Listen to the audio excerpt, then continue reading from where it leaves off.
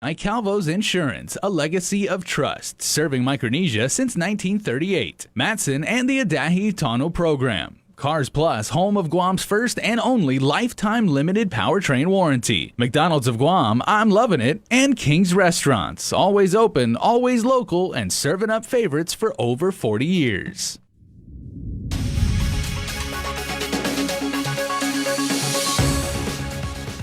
Coming up tonight on Primetime, with the number of COVID cases nearing 40 at GMH, Sabrina Salas-Matanani reports on how that agency is making room should the number continue to rise. Plus, the School Sisters of Notre Dame confirmed 2 nuns have tested positive for COVID-19. And the governor of Guam holds a press conference discussing the fiscal year 2019 general fund audit. Hafa Guam, and good evening. I'm Jason Salas. Thanks so much for streaming or watching us tonight. Well, as we all wait for today's results of COVID testing, Guam's current coronavirus case count is 1,347 confirmed cases. Now, more than half of those are active cases, 849 to be precise, while 488 people are in recovery. There have been 10 deaths since the pandemic started on March the 15th. 38 people are currently hospitalized at GMH, with 4 in the ICU. Guam's testing positivity rate for the past week is 9.7%. Also tonight, a father and daughter want to share their COVID chronicle, and they did so on the link this morning in the hopes that more of their fellow Guamanians will take coronavirus seriously. My daughter and I. Willie and Sharti Brennan want to share their COVID story with you. The father and daughter have both recovered from the virus. Sharti tells KUAM's The Link she has asthma, and she said that kept her cautious during the first COVID lockdown back in March. The first lockdown, I was very cautious. I was very scared with my asthma. I was afraid to leave my house. But as things start to open back up, I admit I must have got a little too comfortable at some point. I guess there could have been anything. I could have touched something that it was just unlucky, I'm sure. For Sharti's dad, Willie, hearing his daughter was COVID positive was more than he could handle. And he says when it came to comforting his little girl, he didn't think about whether or not he would catch the coronavirus. My wife came out crying and hysterical, scared, told me she tested positive. So me, since I was outside, I wasn't wearing a mask. I'm in my safety bubble, if you will. I ran upstairs to my daughter's room, and she was just sitting on the bed and in tears and so scared looking. So the father in me, the instinctive father in me, was only worrying about my daughter and to comfort her and letting her know we'll get through this. I went down and I hugged her and I just squeezed her real tight. I said, "Don't worry, we'll get to this. You're not gonna be alone. Mom and Dad are gonna be here." Sharti tells The Link she felt guilty for giving her dad the virus. Willie Brennan would test positive for COVID just days after his daughter did. It was hard. I never see my dad. I see my dad sick, but it's never because I give it to him. And that was terrifying, and, like everyone says, you don't really know how the virus can affect someone and how quickly it can change, especially overnight. So while I'm trying to get better and while I was trying to keep my spirits up in my room, of course, I'm worrying about my dad in the other room. Willie Brennan says his COVID case was milder than his daughter's. He also thanks his family for supporting them as they fought the virus. He says video calling helped keep him close with his girl through the ordeal. He shared with us that Sharti's big turning point came after her 5th day of symptoms, and it got him emotional. I saw in her eyes one day, there was a little glow, and I made a joke. I said, "Man, you look so good today." And she started to smile. And that was the most rewarding thing I ever experienced of this whole thing. It's just seeing my daughter smile. And it was rough, man. It was freaking rough. And I wish what I went through on nobody. I don't want anybody to walk the shoes that I walked. And I'm very sorry I'm being emotional, but it was tough, man. It was really tough.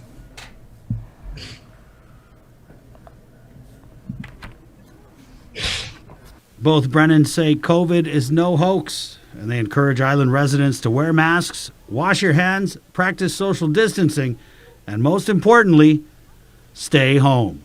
For Guam's News Network, Chris Barnett reports. All right, thanks so much for that story, Chris. Another news tonight, as we reported on Instagram earlier today, an 80-year-old nun has tested positive for COVID-19. According to School Sisters of Notre Dame Province liaison Sister Mary Francine Perez, the 80-year-old nun has been isolated from everyone else in the convent down in Talafofo. Sister Mary adds the nun has taken part in community testing held at the SDA clinic in Tamuning on Sunday, the 16th, but just received the results last week. Public Health, as we reported, experienced a backlog of cases from the community testing conducted that weekend. Sister Mary says the nun in question was not experiencing any symptoms while she was waiting for her results and is still not showing any symptoms. She has been isolated from everyone else as they follow public health protocol. Right before news time, it was also confirmed that a second nun has tested positive. Also tonight, the Mayor's Council has announced that Asan Maina Mayor Frankie Salas has tested positive for coronavirus. The mayor is now in self-quarantine and his office has closed temporarily. Staffers are also under self-quarantine while public health conducts contact tracing there. Well, the number of COVID patients at the Guam Memorial Hospital nears 40, with several receiving ICU-level care and another on a ventilator. Sabrina Salas-Matanani has our next report, bringing you a status update on making room at GMH if the positives continue to peak. Months in the making, and Guam Memorial Hospital Administrator Lillian Posada says the COVID Isolation Facility, or SIF, at the Skilled Nursing Unit in Barrigada Heights is just about ready. The portable chiller, which was stuck in procurement and had one problem after another, was finally installed over the weekend. They turned it on last night, and so the temperature as of this morning is at 63 degrees. We want to make sure that we monitor it and it's consistent, and that the facility is cool enough for us to occupy with patients. Posada says they are hoping to move patients sometime today. With COVID beds running out at GMH, the 54 beds at the SNU is direly needed. The hospital administrator adds that discussions have been held with FEMA about converting the SIF or SNU into an alternate care facility, which would not only be able to handle the overflow of COVID patients, but also provide ICU level of care. We've put together our plan. It is about 95% complete, and what Brian Trang from FEMA was able to review, he seems to be very satisfied with what we put together in that plan. While the hospital builds bed capacity, they're still in need of staff. Just today, 15 GDOE nurses underwent orientation at GMH.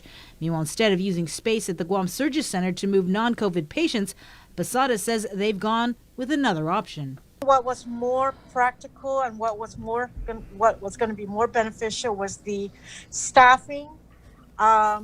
They've offered about 9 of their nurses to go up to GRMC to help GRMC, so that way GRMC can have more rooms for non-COVID patients. And so I think that's what finally we all agreed.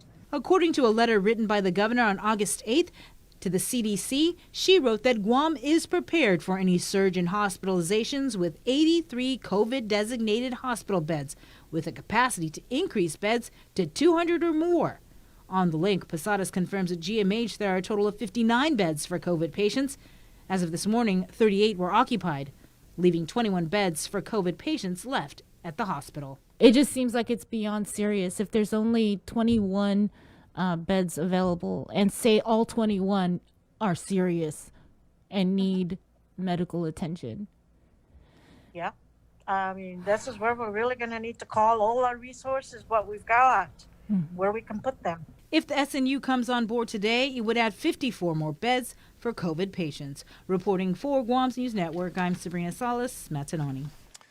Now, speaking of Lillian Posada, she says an investigation is currently underway to determine how a nurse who passed away last week became infected with coronavirus.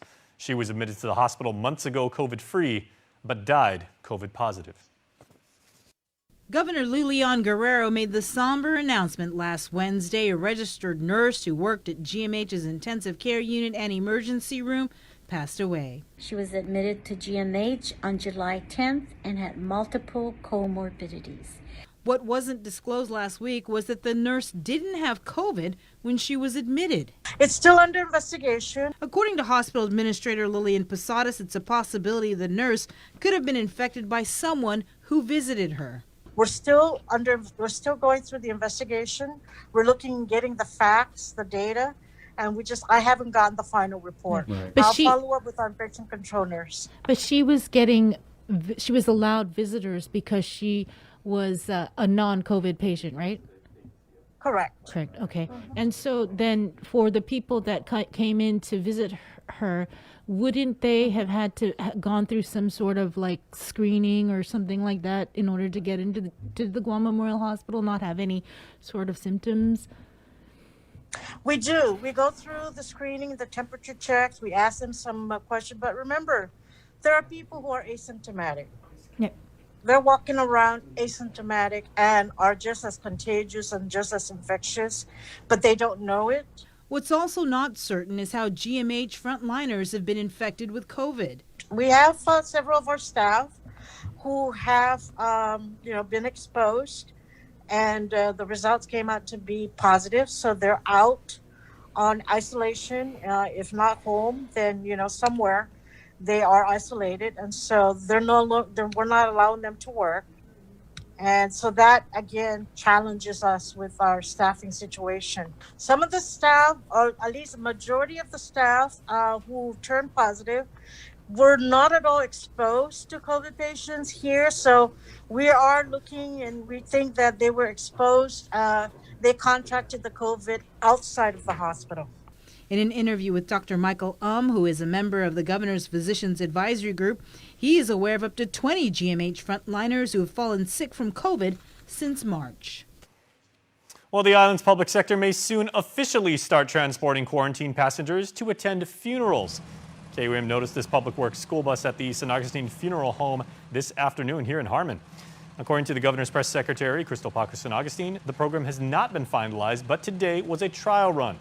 Now, travelers who are coming to Guam for a funeral but are under mandatory quarantine at a government facility may be transported to the funeral and back by the government. Today, a total of 12 such quarantine passengers, 2 in a small bus and 10 on a larger facility, were taken to a funeral. Once again, this is a trial run only. Nothing's been finalized on whether the government will officially provide service to passengers quarantined at the government facility at the Dusit Beach down in Tumon. Speaking of Governor Leon Guerrero, she did call a press conference today touting the fiscal year 2019 general fund audit, rattling off glowing numbers detailing how her administration slashed the net government deficit in half in just her first year in office. The audit released Friday by the Office of Public Accountability showed GovGuam ended FY19 with a surplus of $35.6 million, reducing the accumulated deficit from $83.4 million to $47.8 million. The audit also showed revenues increased by $22.4 million over the previous year, mainly due to the rise in the gross receipts tax from 4% to 5%. This accomplishment was achieved through strict fiscal discipline, strong expenditure controls, and efficient cash management. That's correct. Our success in fiscal year 2019 didn't just come from aggressive tax collections. It also came in the form of reduced spending across the board. And as she heaped praise on her administration and fiscal team, as they say, that was then and this is now, from record tourism arrivals to the worst pandemic in a century. But for the next couple of years, the governor expects an increase in federal and military spending will keep the economy afloat. I just spoke to the Secretary of Defense Saturday, and he had informed me that there is a concerted effort in every level of the armed forces and in military defense to put more resources, more investment into this part of the Pacific because of their whole initiative on Pacific deterrence.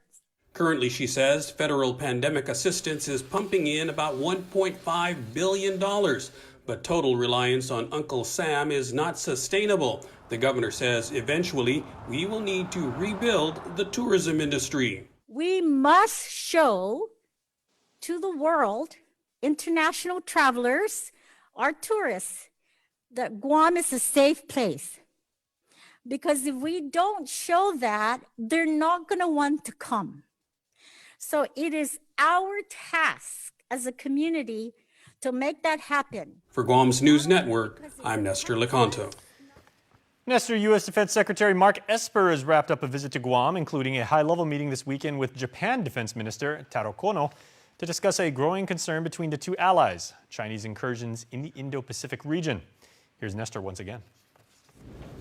Secretary Esper and Minister Kono met Saturday afternoon at Andersen Air Force Base. In his opening remarks, Esper had high praise for Japan. The enduring relationship between the United States and Japan, rooted in our shared values and interests, has been vital to the security of our nations, and our alliance is the cornerstone of the international rules-based order.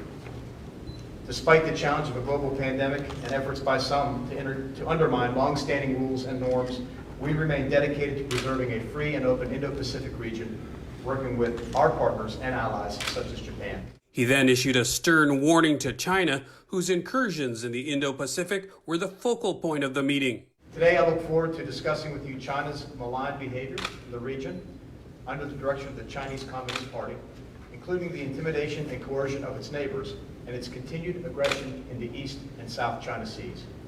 We remain steadfast in our opposition to Beijing's destabilizing activities in the region, which include attempts to undermine Japan's administration of the Senkaku Islands, which fall under Article 5 of our Mutual Security Treaty. Minister Kono responded in his opening statement, without mentioning China specifically, that Japan, the U.S., and other like-minded countries must join together in an alliance in a post-COVID world. The past 6 months since I saw you last, I think the world has been changing quite drastically, not just because of COVID-19, but because there are some attempts to change the status quo by force and coercion. And some countries are trying to apply cutting-edge technology to military use.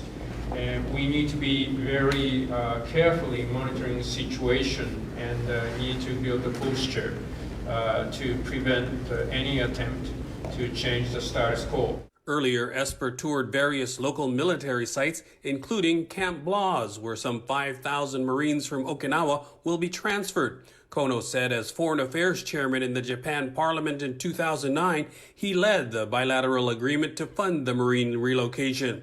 Esper also met with Governor Lulian Guerrero. She says they discussed, among other issues, the return of excess federal land to build a modern medical complex. For Guam's News Network, I'm Nestor Lecanto. Do stay tuned. Primetime continues right after this. While we've all been through a lot over the years, typhoons, earthquakes, and now COVID-19, we've been able to get through these together. For more than 80 years, Travelers Insurance has been protecting your homes, your businesses, and the health of your family. We are here today and we'll be here tomorrow. There are better days ahead. Tomorrow's a new day filled with hope and choices. The possibilities of what we can achieve together are limitless. Let's continue to work together to ensure a brighter tomorrow for all of us. When your potential is limitless, your experiences are endless. Introducing the new GTA Multi-Line Limitless Plan. Explore island life with no limitations and never stress about running out of data or minutes. Enjoy unlimited local talk, text, and data, high-quality music and video streaming, and connections to loved ones on island and in the US and CNMI. Plus, $5 savings for each additional line sign-up. Experience your data plan your way. GTA. We start with you.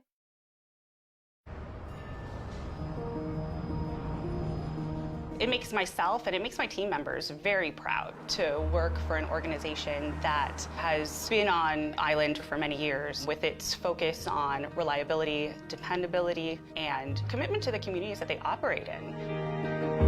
Matson's a great corporate citizen to the community. We all benefit from any sort of environmental commitment we make. One of the ways that we do that is with our Adahi Utano program. There's action behind it, and so action breeds commitment. With the Kaimana Gila coming to Guam, this brings a new age and modernization to the island. It's exciting for me because it's a brand new ship and we can carry more freight into the islands. It just shows growth for Guam and Micronesia. Matson would be nothing without its customers, and we hope to continue to serve you for decades to come.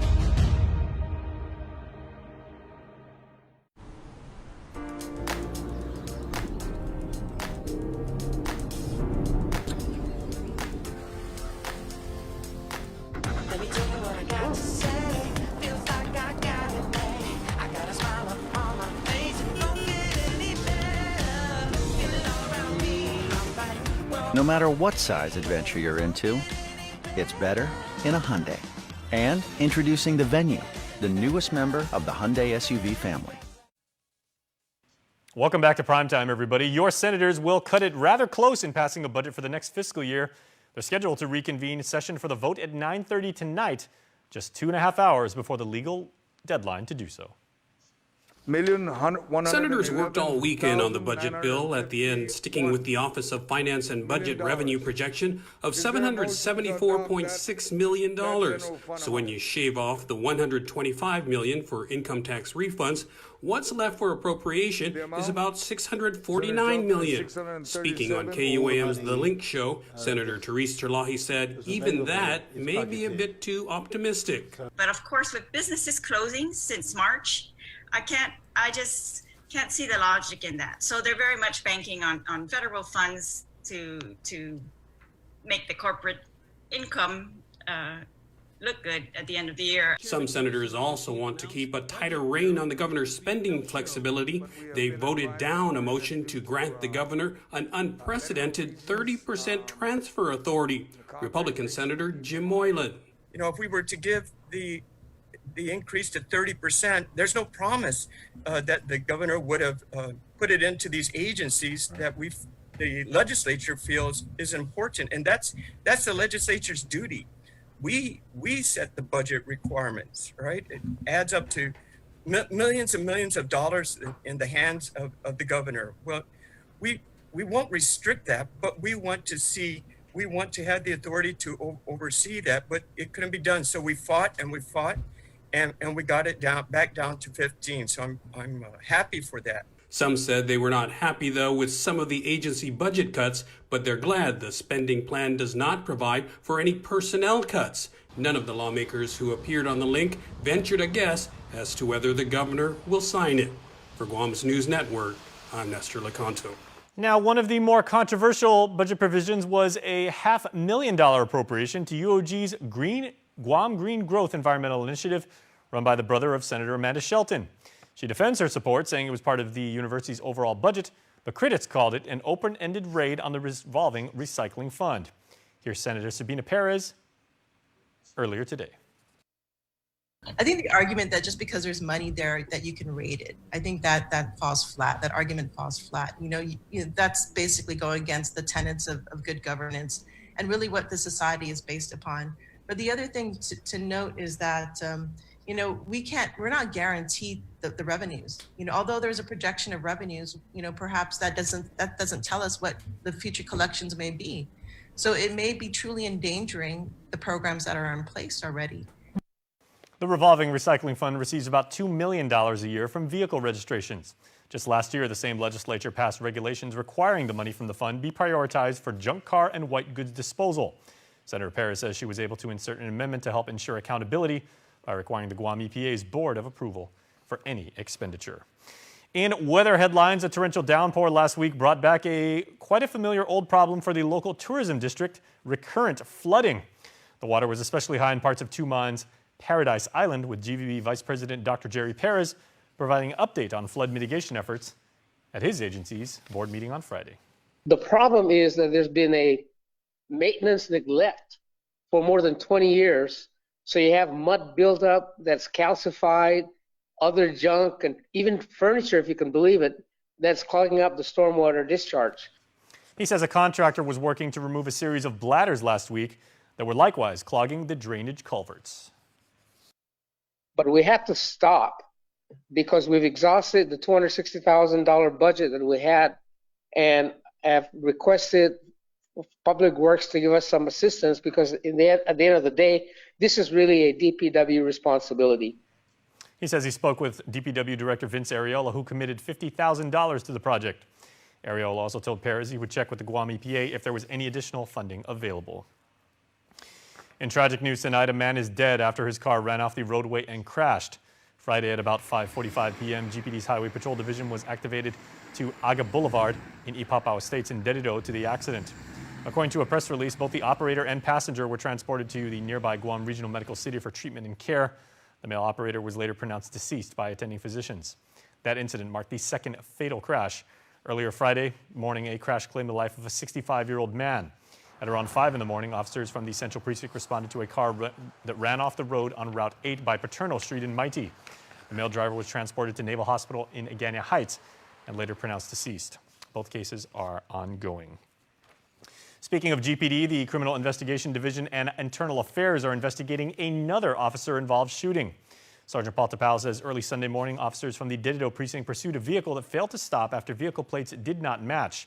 The pursuit ended on a dirt road, and the suspect allegedly reversed the vehicle towards officers as they discharged their firearms. The suspect sustained wounds and was taken to the hospital for treatment. The officers involved have been placed on administrative leave. In regional headlines, FEMA has obligated $11 million for personal protective equipment for CNMI first responders and medical workers, along with medical supplies and test kits for the response to the pandemic. CNMI Governor Ralph Torres says protecting the Marianas from COVID-19 required unprecedented efforts, and he says a top priority in the efforts include protecting our first responders and medical workers. He projected FEMA would hit 8,500 cases in June if protective measures were not put in place. Back on Guam, some tragic news tonight as former Speaker of the Legislature Don Parkinson has passed away. He was Majority Leader from 1989 through 1995 and served 7 consecutive terms as a policymaker. He repeatedly sought the establishment of an unemployment insurance program for Guam and was one of the earliest proponents for alternative energy sources. The governor issued a statement on his passing saying, quote, "Today Guam lost a tireless advocate for working families. I worked with former Speaker Don Parkinson personally and witnessed firsthand his passion for our people." Those are the words of the governor again. And we here at KUAM extend our sincere condolences to Speaker Parkinson's family and friends. And with that, everybody, we are going to take another commercial break. Please stay tuned.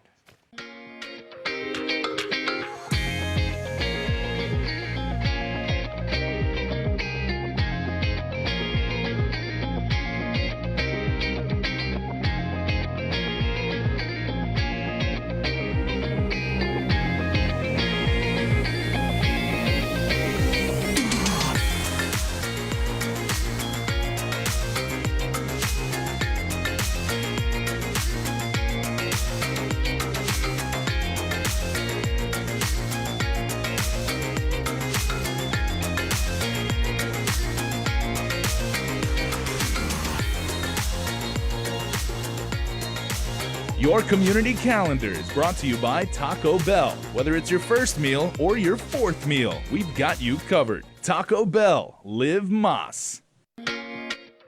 I would ask the people that we come together, that we build each other up, that we offer our service and our time, that we start looking at opportunities to build relationships within our home, that we move together as a community, that we are all willing to do what it takes to protect one another.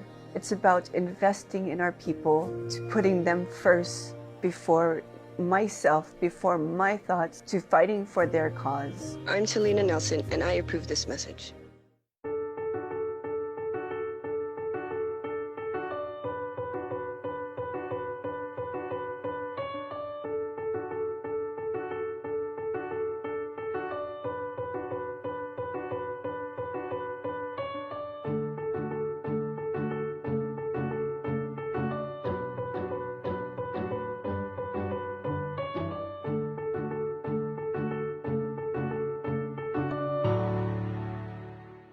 When you want to make the most of your time, waiting in line should be last on your mind.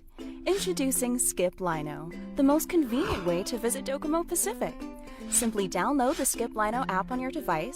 By responding to the 2020 census of Guam, we can uplift future generations by providing them with the resources they need to grow as a community. Together, we can make a difference. Respond today.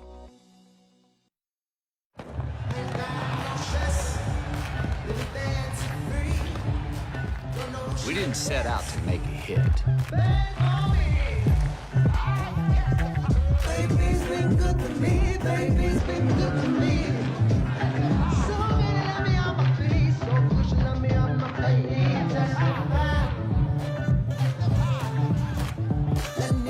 We just sang our song. Cause my baby got a lot. So let me testify.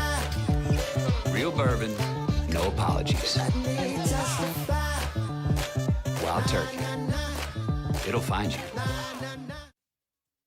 This morning on The Link, Bree and Chris spoke with a good friend of ours, CJ Arkiko, about a new book that he's created for kids about coping with COVID and staying safe. Remember, the book is completely free. It's on Amazon right now, and here is a snippet of that discussion.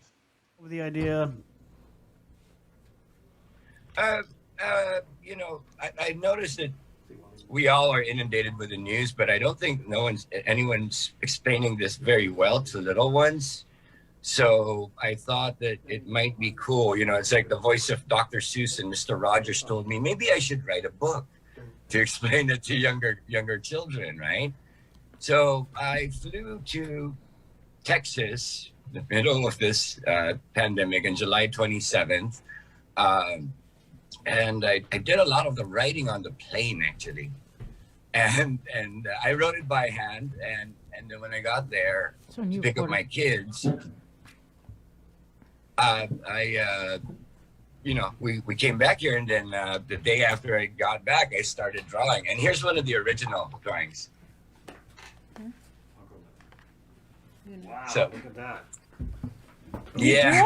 Wow, you're an artiste? Wow, that looks like slime balls from back in the day from my skate peeps out there. I know. I thought, you know, I had to make it a little bit humorous because it's already, you know, I was hoping to create a book that not only tells kids to be safe, it also tells kids, you know, in a more fun, more kid-like way. Mm-hmm.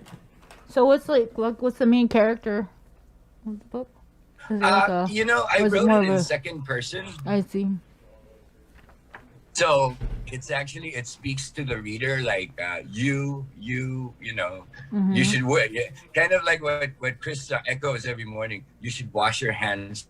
You should wear your mask, right? Mm-hmm. Mm-hmm. Okay. So it's actually. How many pages is it? It's total 48 pages. Whoa, that's pretty long. Yeah, but it's, you know, it's like little verses here and there. It's like I said, I made it easy to read with big copy also. Okay. So, but yeah, it was a lot of drawing and a lot of writing and rewriting, and I'm hoping to get the paper back out soon too. Okay, and so this is available where? Online? On Amazon, the Kindle store. I launched it, and then I made it free for 3 days. So it's been free over the weekend. Today, people can download it. It's still free until the end of the day today. So let me show you one of the. This is actually stuff that we lived. You know, like my kids getting tested, right, through public health. You know, so it's like. Stay tuned. Birthday shoutouts after this.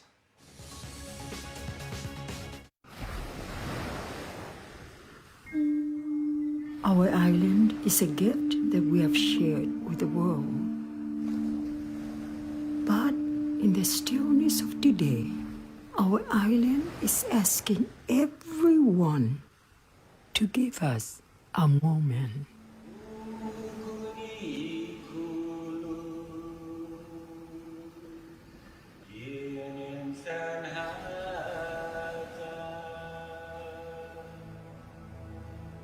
To be with our family,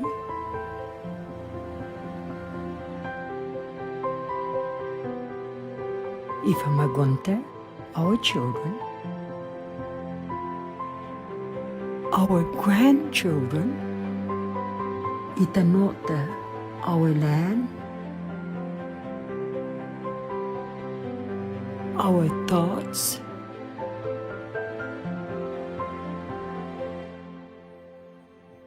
to be creative.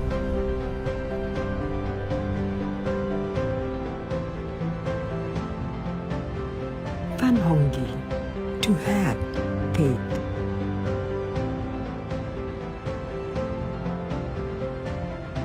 To be with the things we know and the things you've come to love. Give us a moment and we will share one together soon.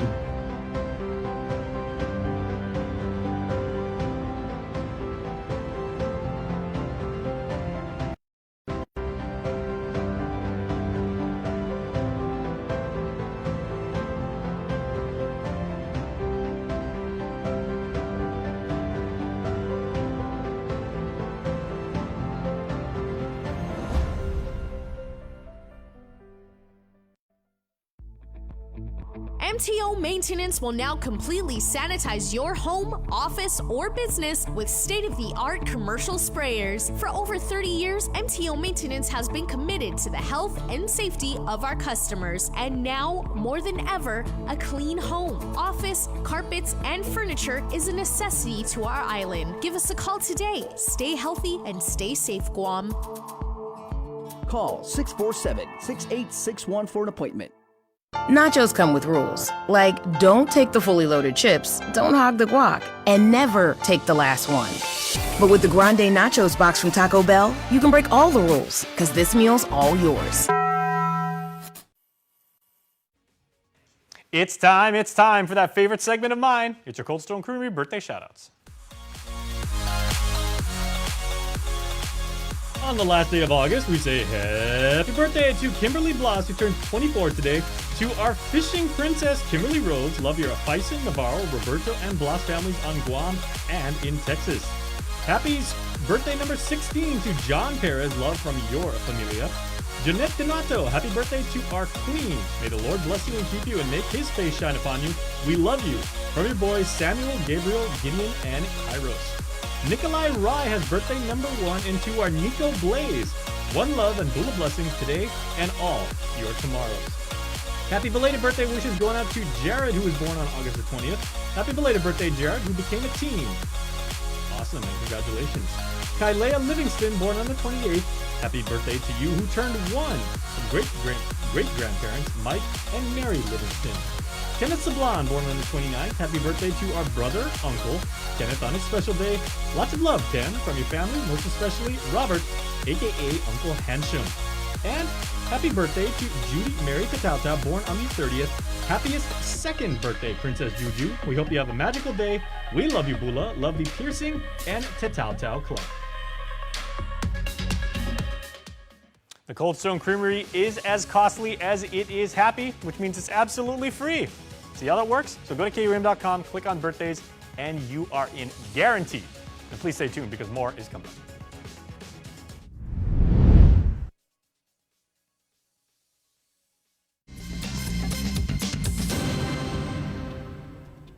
Buy with confidence. It's the Triple J Advantage. 1 year maintenance, 1 year tire and rim protection, key replacement, and $700 coupon book with every new vehicle purchase. Only at Triple J. Customers first.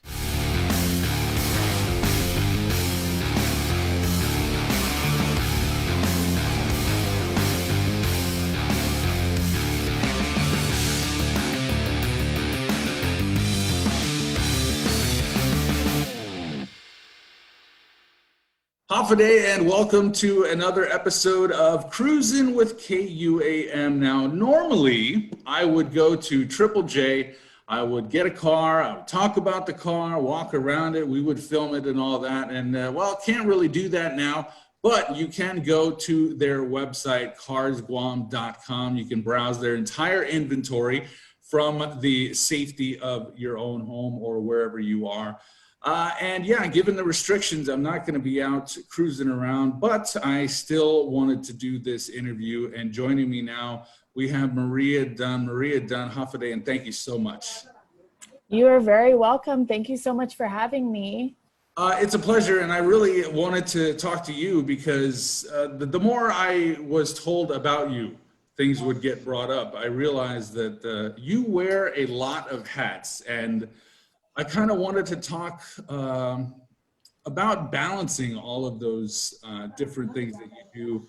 And now that school is back, you are the principal of the iLearn Academy Charter School. And there are a lot of concerns. There are a lot of questions that people have, that parents have, that students have. And so this is kind of new for everyone. How are you going about this? distance learning, and what is the Academy doing as far as in-person learning, distance learning, Zooms, all of that? How are you guys going about this?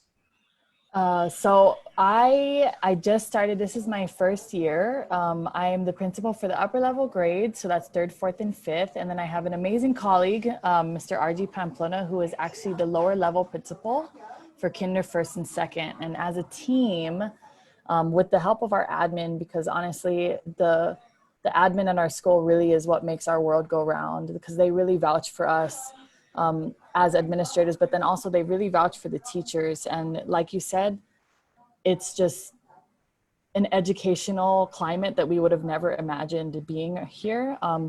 One thing that has made the transition just a little bit easier for us, I guess, is that we have school issued iPads. So instead of textbooks and things like that, all of our online programs and our curriculum itself is online or it's virtual. So we were really planning to go hybrid, as the whole entire island of Guam saw hybrid was an option, and we were really working to get there. But with the rise in cases and then with the rise in the schools as well, it was just really clear to us that we needed to go to 100% online. So before the executive order, we had our students come pick up their school issued iPads, and basically our teachers are just superstars, because from teachers who are very tech savvy to teachers who are not, their desire to learn for the sole purpose of providing education to their students is monumental, because they're really pulling out all the stops. They're researching, they're sharing, they're collaborating, because right now that's the best thing for us to do, to teach. Yeah, and iLearn is not a huge school, is it? How many students are enrolled at iLearn? Right now, I want to say within the ballpark of 725 to 750. Okay, so you have the benefit of not having 4,000 kids at your school. So you get a little bit more intimate education as far as that one-on-one, and also you kind of get to try things on a little bit of a smaller scale. You get to experiment with the new technologies with your teachers. So I think that's benefiting you guys and your students greatly, probably.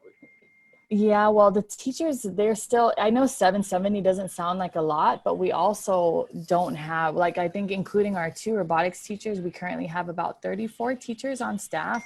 That still leaves us with classrooms that are 18 to 25 students. They're still pretty full classrooms, but it's just because it's a charter, the charter itself, it's a STEM charter school. So from the inception of the school, it was laid out for us that it was going to be, you know, future focused in the sense of teaching technological skills and digital skills for the learners that we do have. So we've had the time to really make all the mistakes and try things out and experience through trial and error how that type of education actually works on Guam and with our Guam children. Buy with confidence. It's the Triple J Advantage. 1 year maintenance, 1 year tire and rim protection, key replacement, and $700 coupon book with every new vehicle purchase. Only at Triple J. Customers first. Billy likes sausage. Mom likes pepperoni. Winner. Both. Level up with 2 one-topping pizzas. Finish it. The Double It Box, only from Pizza Hut. No one out-pizzas the Hut. When you want to make the most of your time, waiting in line should be last on your mind. Introducing Skip Lino, the most convenient way to visit Docomo Pacific. Simply download the Skip Lino app on your device, set your region to Guam or Northern Mariana Islands, find Docomo Pacific, and select the location you'd like to visit. Spend less time in line and more time with the people who matter most with the Skip Lino app. Can't wait to see you soon. Docomo Pacific, better together. That's when Lil' Mama came through stealing looks. Whoa, she off the rate the scale, she had me shook. Yeah, but if you single tonight and can't find your friends, then I hope you don't mind me asking. Do you wanna dance to the music? Do you wanna rock to the beat of the drum? And we could cut it up, cut it up, cut it up, cut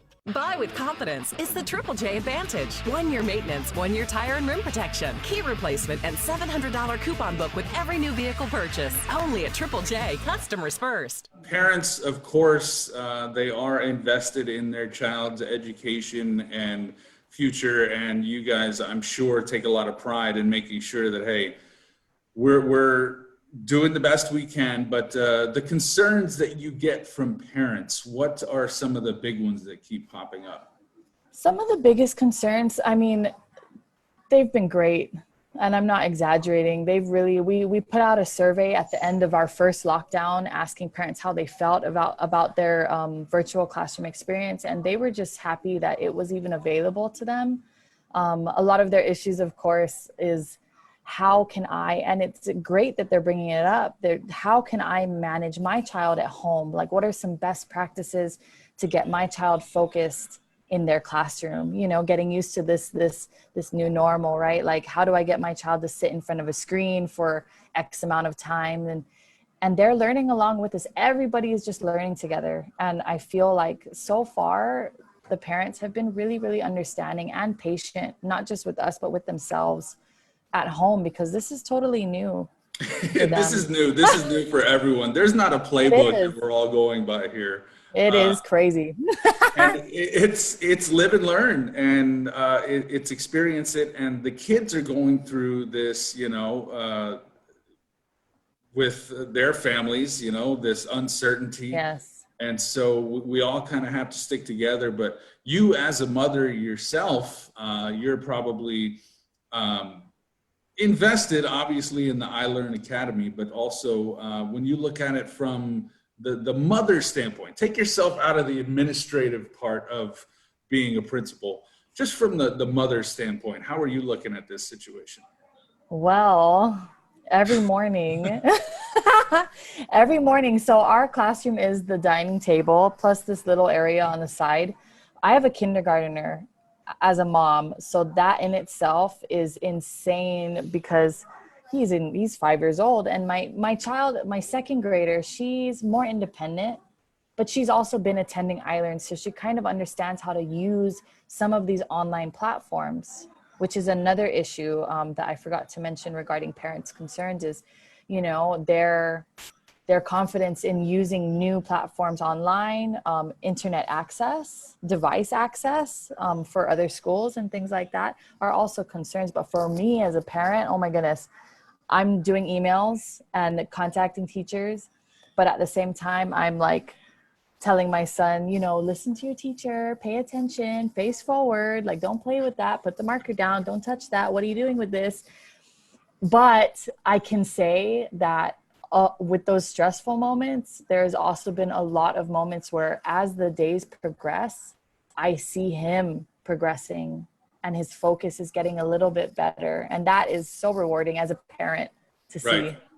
And also as a parent, I think it's this, you know, if you look at the silver lining that, you know, the traditional school, you drop the kids off, they're gone for 6-7 hours, whatever it may be, and then you pick them up. But now that they're home, they're learning at home, you can be there. And, you know, if they have any questions immediately, their teachers, obviously, but you can be there to help them throughout the day. So it's not just, you know, when they get home, you know how kids like, you know, how was your day? It was good. You really get to see what's going on during the day. It's like, hey, I was there, okay? Like, I know what you were doing. Yeah. But another thing that also helps is that our class hours are academically from roughly around 7:30 for homeroom and pledge and Finoyu tomorrow, all the way until 12 with a 40-minute lunch break and then a couple of breaks. Like, that's one thing that I think the teachers are learning and parents are appreciating is that after every like 45 minutes or hour, they get that little 5-minute break to get their energy out. And it's really, it helps to manage through. It's not like a usual 7:30 to 2:30, which I think everybody would just classrooms outside. You guys get out there. Yeah. It's, again, it's, you know, kids are tough, kids are strong, parents, they want the best for them. And, you know, just being able to kind of work with them through this experience, because you as a principal, even the educators, everybody's learning this as we go. Definitely. And that's one of the many hats that you wear. You not only the principal, not only a mother, you got a lot of other things going on. You got a little business of yourself. You make these wonderful wreaths that I saw on social media. Talk to me real quick about those. So it all started with my friend, Nina Field. She has NKPDF Designs, which she is the master, like digital vectorizing laser, tech savvy designer. Like she's got it all. And we just decided, it started off with a lot of collaborations. Really, we just went with the flow. I just went with the flow personally, because I got my degree from UOG in art. I've always been into art and painting, classical art. And then as a mom, when I stopped getting those 6, 7 late paint till 4 a.m. kind of days, crafting became more of my creative release, because I could do these tiny little projects in these tiny cracks of time that I had, or, just work on it, put something down. And it really just started from there, because artistically, you got to get that creative energy out. And so it was just a way to get that creative energy out at first, and then also to kind of bless people with things that they really want to have around their home, or something that they just really enjoy to look at, or something that's even like really meaningful to them. That has added a whole new angle to the business itself. Buy with confidence. It's the Triple J Advantage. 1 year maintenance, 1 year tire and rim protection, key replacement, and $700 coupon book with every new vehicle purchase. Only at Triple J. Customers first. When your potential is limitless, your experiences are endless. Introducing the new GTA Multi-Line Limitless Plan. Explore island life with no limitations and never stress about running out of data or minutes. Enjoy unlimited local talk, text, and data, high-quality music and video streaming, and connections to loved ones on island and in the US and CNMI. Plus, $5 savings for each additional line sign-up. Experience your data plan your way. GTA. We start with you. Guam's auto appearance specialist, Elegant Reflections, has been providing the automotive industry with professional detailing and car care products at its highest quality, from complete detailing, full interior detailing, exterior detailing, headlamp restoration, hand washing, seat and carpet shampoo, engine degreasing, undercarriage cleaning, paint sealant, fabric protection, paint oxidation removal, and so much more. Visit us at our new location. Call 646-5555 for an appointment. Elegant Reflections, Guam's auto appearance specialist, over 20 years of experience. Buy with confidence. It's the Triple J Advantage. 1 year maintenance, 1 year tire and rim protection, key replacement, and $700 coupon book with every new vehicle purchase. Only at Triple J. Customers first. I think creating something, anything in life, is such a wonderful thing, whether it's writing or painting or creating wreaths or whatever it may be. There's just a process that goes into it that's therapeutic. Yes. That definitely helps you relieve some of the stress of the work day. So that's just another outlet of yours. Yeah. Yeah, it really helps. And then it's fun, period. Like that's it's side income is always great, and being able to hustle the energy out, but it's just having fun, and it's fun to do. And I have fun collaborating, and that to me is sometimes reason enough to do something. It's fun. Yeah, and you said that these are the side money, so these are available for purchase. Is there a website or social media people can go to? Yes, currently it's on www.nkpdfdesigns.com, and there's just so many options there to have any of these pieces like at home for your home and your family. Keep yourself busy and stay creative. When we were talking about this before we came on for our Zoom meeting, I wasn't sure how to bring it up, or how to work it into the conversation. So we'll just go ahead and talk about it. You recently lost your husband to cancer. Yes. My condolences, first of all. And when we were messaging, you said something. You said, "I want to continue his legacy." I think that's pretty important. So tell me about Nathan. Tell me about your husband and what that legacy is? Well, I'll try to put it all in a nutshell because it's pretty intense, but also so amazing. My husband, he's not from Guam, but he grew up, he had a bit of a rough raising in England. Like when we think of England, a lot of times we think about like the Queen's English and sipping a cup of tea and like life is jolly good over there. But honestly, there's a pretty hardcore, a rich poor gap over there. And if you're not on the other side, it's rough. Life can be pretty, as anywhere. And so he grew up just one of those kids, just a troublesome kid. And all it took was one day, basically them saying, look, you're just going to go to this special class because you're not focusing. And in that special class, he met somebody who ended up teaching him wrestling.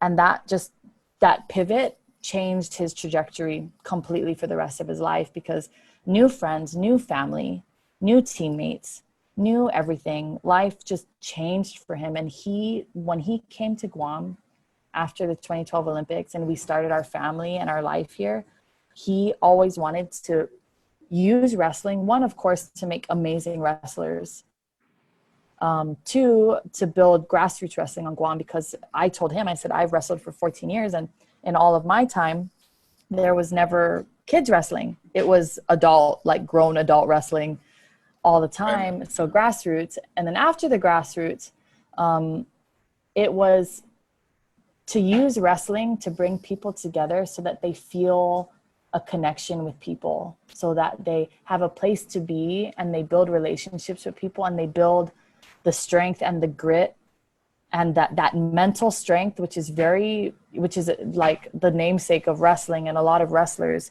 to build that mental strength to endure some of the things that they deal with in their own lives, to be able to cope better and just keep pushing through. And that was really the end goal of Snake Pit Wrestling Academy, which was the academy that my husband founded. And when I say about the legacy, we got a great board for the nonprofit. We got amazing people and coaches on our team and athletes that he is just motivated, who are all on board and who are going to help to continue this legacy of his with wrestling.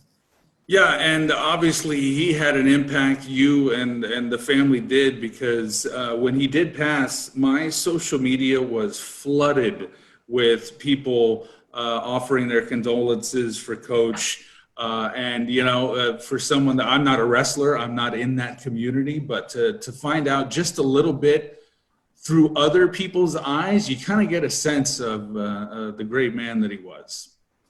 Yeah, he really was. And I think if, he'd be looking down and be really touched and feel really proud, because, the crazy thing about my husband was that a lot of people, when they do good things or great things or they get a lot of praise, they're like, okay, check, like doing pretty good. He was just never pleased. He's like, we're not doing enough. And it was constant. We're not doing enough. We need to do more. We need to have tournaments. We need to do this. He was never pleased, ever, to the point where it was like, he was like, I'm not doing enough. And I feel like, if he were to look down and to see the impact that he made on a lot of these people, job well done in my eyes, Right. Yeah. And obviously loved and, cherished by a lot of people. Buy with confidence is the Triple J Advantage. 1 year maintenance, 1 year tire and rim protection, key replacement, and $700 coupon book with every new vehicle purchase. Only at Triple J. Customers first. Nachos come with rules, like don't take the fully loaded chips, don't hog the guac, and never take the last one. But with the Grande Nachos box from Taco Bell, you can break all the rules, because this meal's all yours.